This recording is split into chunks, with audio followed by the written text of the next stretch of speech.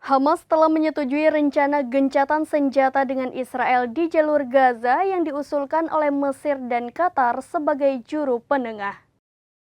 Dalam pernyataannya pada Senin 6 Mei 2024, Hamas mengatakan Ismail Haniyeh yang menjadi kepala Biro Politik Hamas sudah menelpon Perdana Menteri Qatar Sheikh Mohammed bin Abdul Rahman At-Thani dan Menteri Intelijen Mesir Abbas Kamel untuk menyampaikan hal itu. Khalil Al-Hayya, salah satu anggota Biro Politik Hamas, berujar bahwa usulan gencatan senjata itu termasuk penarikan pasukan Israel dari Gaza dan pengembalian pengungsi Palestina ke rumah mereka serta pertukaran sandera.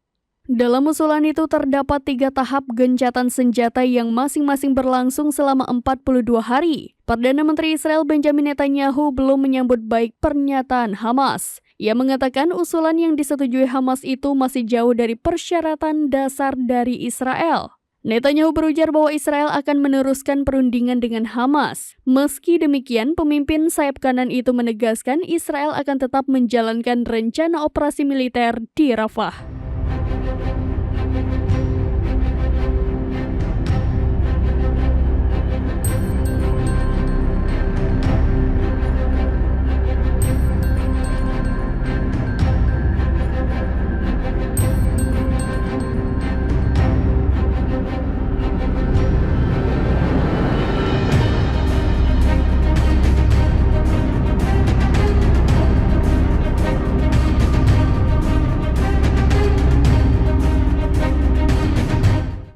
Demikian informasi terkini Syedara Lun. Saksikan terus berita lainnya di kanal YouTube Serambi News, website dan Facebook serambinews.com.